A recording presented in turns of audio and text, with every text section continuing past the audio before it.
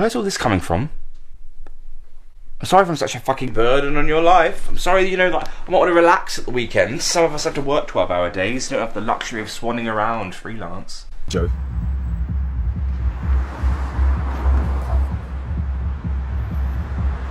Okay, sorry. You know how anxious I am right now about my health? But you want to sleep with other guys? No, I don't. Adam, I wasn't... You weren't what?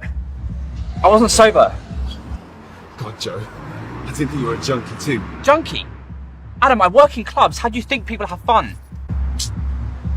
Alright, fine. Thanks for making my first night fucking tips. I'm Joe. Who'd want to treat me well? You're great. Great for a fuck.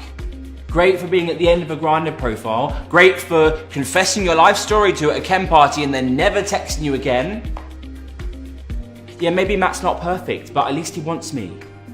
Anyway, I've got to go to the gym. Matt wants to see some improvement in my abs. It's good to finally catch up with you because we've reviewed you a lot in the past, most recently in No Sweat at London's Pleasance, for which our editor, Jonathan Kemp, gave you a rave review, as did everybody else.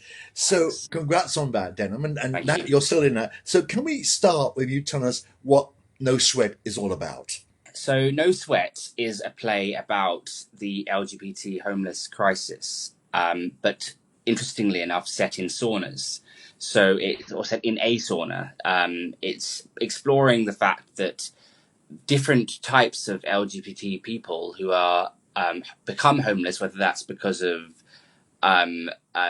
discrimination in their own home country and they're seeking asylum, or whether it's because of parental issues and they come from a middle class or a working class background. It's a real fusion of all those different backgrounds, and showing that saunas is a place that these people go to for safety, in inverted commas, because there's a lot of things that are not safe in that environment too. Mm-hmm. When there aren't any other spaces for them to go to feel safe, and also that they're not homeless in the traditional sense, because you don't see them on the street and you don't see them begging for money on the tube. But they are still making other sacrifices, sometimes with their body, in order for somewhere to stay. Yeah, we should say people that it's very serious, but it's also a very sexy play. Yes, it's both, and also funny and light in places. You know, I think the writer has done a really good job of that. Vicky Moran is the writer, and she has really kind of lifted it off the page in a way that makes it not only kind of serious, but also really engaging, and you kind of feel for the characters because they do make light of it, because people do, right? That's human nature, to make light of things when things are pretty dark. But you're quite an activist as well as an actor. Is that why? Is that why you chose to play this part?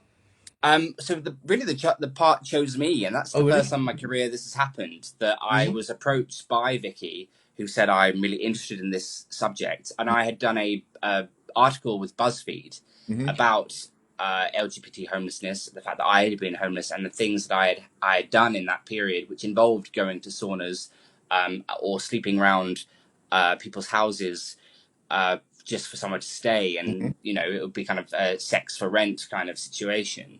And so she said, I want to write a play about this, and so I did an interview with her. And off the back of that, she went away and wrote it, and then approached me and said, I've written this part for you. And I'd love you to play it. So that was a real, I was very flattered by that. Yeah. But also, it's also really great because of my activism that it's a chance for me to really head out there and tell the story in the most kind of visceral way. Because you're a man of many parts, because before No Sweat, you were directing and producing a dirty Disney parody, Happy Ever After, which we reviewed, Happy Ever Poofter. Happy Ever Poofter. Happy Ever Poofter. Can we talk about that? Yes, of course. Happily Ever Poofter, which is the name. I've had many a discussion with various people about the name. Who some people love it, and some people are really averse to the title because of the use of the word poofter. But I think that's really the kind of at the heart of the play. It's about reclaiming not only the word poofter but also Disney for a gay audience, because Disney has done such a poor job, and it's so ridiculous, right? Because Disney is so camp and so kind of like fun and queer in so many ways, yet you'd be forgiven for forgetting that gay people even exist if you watch Disney films. So that was really the heart of what Rich, the writer and the performer, wanted to do with it. And he went away and he wrote this, the lyrics to these parodied lyrics to well-known Disney songs, came back to me and constructed this script. And I was just blown away. I was like, this is just such a fantastic examination of why Disney needs to include queer characters, but also done in such a fun and hilarious way. And that's the real beauty of it. It's just an hour of non-stop fun, but also with a really great poignant message. So it's been a real delight to work on, and that's now opening this evening. I know. I was just going to say, aren't they rather mean? They've gone to Australia and left you behind. No, it left me at home. I know, but that's because I was working. So but we should say that it's opening tonight at the Adelaide Fringe Festival tonight. Right. But going back to activism, you were part of an excellent web series by Pat Cash and produced by 55 Dean Street. The Grass is 1 more number. Which is the best HIV clinic in London. Yeah, it is. It was called The Grass Is Always Grindr. What attracted you to being involved in that? Well, again, that kind of found me, actually. That seems to be happening a lot. But it's there was the origin of that was there was a short web series that 16th Street did about in 2017 that was part of their Prime package to try and reach audiences and encourage them to take better care of themselves if they're involved in chemsex or just generally in high risk HIV situations. And that was called Joe's Story, and it was just me and a camera and me being interviewed in a series of across a series of weeks, going in and talking to the sexual health people about what to do. And that was surprisingly successful. It won several medical awards and had quite a high viewership. So off the back of that, 56th Street were keen to take that to the next level, as was Pat Cash, who was the writer and producer of the show. And so he went away and wrote this fantastic series, which was season 1 of The Grass Is Always Grindr. And obviously using the same Joe character, but with other characters involved, and it explores his journey as a young gay man who is kind of Instagram-ish famous, but also craving love and attention. And he meets someone that is able to offer him that, but this person is on the DL and is actually then diagnosed with HIV, and it's about how they negotiate that relationship, and that just really kind of went off the charts and had like 500,000 views within the first kind of few months. And so Dean Street commissioned another series, and that got the backing of Public Health England. And now that was produced, the season 2 was much longer and more characters and explored older generation as well as lesbian and other queer voices and a drag queen, which Rich Watkins, who was in the Happy Ever Poofter, also plays. And now we're literally on the cusp of hitting 10 million views, which is just phenomenal. And it's been picked up for a film which had its premiere at the Curzon Soho recently, and it also was on TV with London Live. So it's really been an amazing success. Yeah, but it was we should say it's quite groundbreaking, because if you've not seen it, it's like a public service announcement for HIV treatment, but done in a very sexy way. Is that the way we need to do to get messages over? Is that much more effective? I think it's really effective to the type of audience we're trying to reach. Is that you want sexual health, you want people to want to be interested in hearing about sexual health messages, and I think that's what The Grass Is Always Grindr does so well. Is not only is it sexy, and I think that the sexy element sometimes can be overplayed in some avenues, and that it gets a little bit too kind of like you get desensitized to the sex, which is endless, but also human, and it really kind of it allows a real story to evolve. And for you to kind of really delve into these characters and fully understand what it is that makes them tick and makes them do the sometimes risky or you might think bad things. And actually there's always a reason, and it kind of helps people sympathize more. I mean, my character, I remember being horrified halfway through season 2. my character does some really kind of out there things, and the comments on YouTube were really difficult for me to listen to because they were quite aggressive. People can be. They were quite aggressive about in a negative way about my character and what he was doing.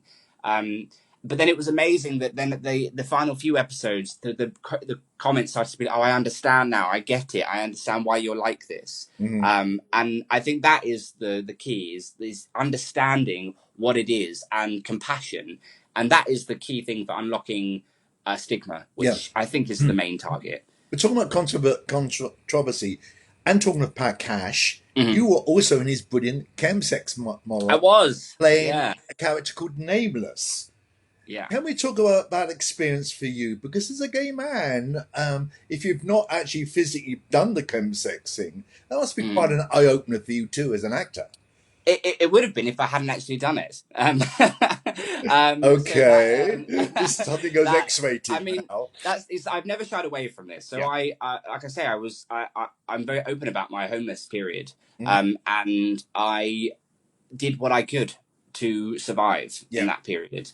And CHEMSEX actually was a way of which that you could go somewhere and not leave for several days, and no one would ask why. So I didn't have to kind of admit that I was homeless.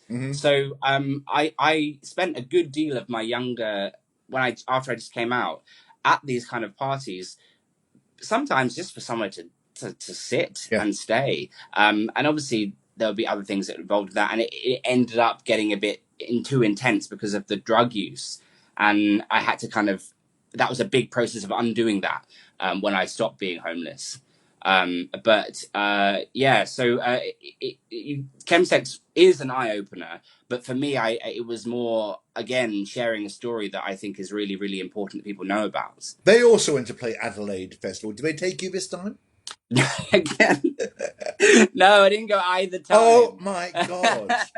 How horrible. That's really horrible.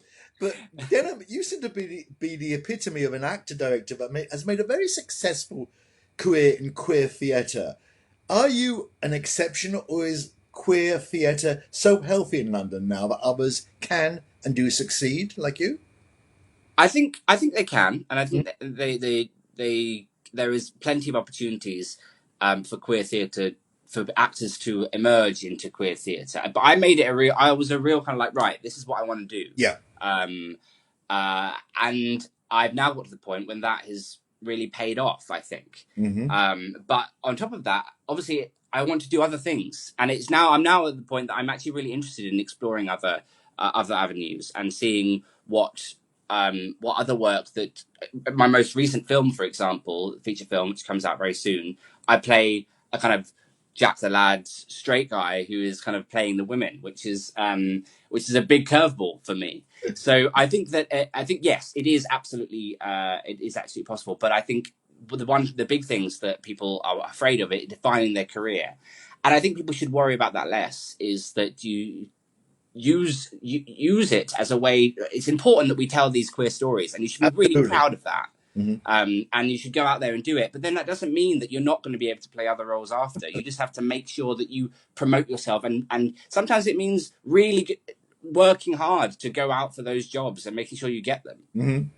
This is a two-part question. So what have you got planned next? And also, what would you like to do in the future? Happily Ever Poofter is really dominating my time at the moment. So it goes to Adelaide, and then it goes to Prague Fringe as well. We're doing a small kind of UK Pride tour of some kind, and then we go to Edinburgh Fringe Festival. Wonderful. So that is one of my biggest kind of concerns at the moment. But after that, or even during that time, I'm really, really, really keen to get on TV. So I signed with a new agent recently, and so I'm hoping that even if it's just a small part on TV, I think that would be a real coup for queer artists, is that to show that you can travel down the queer artist route and be open and proud about who you are as a gay man before getting on TV, rather than suddenly announcing it when you've kind of, you've got a massive TV career already. We're not talking about Philip Schofield here. Never. See yourself as a character on Coronation Street.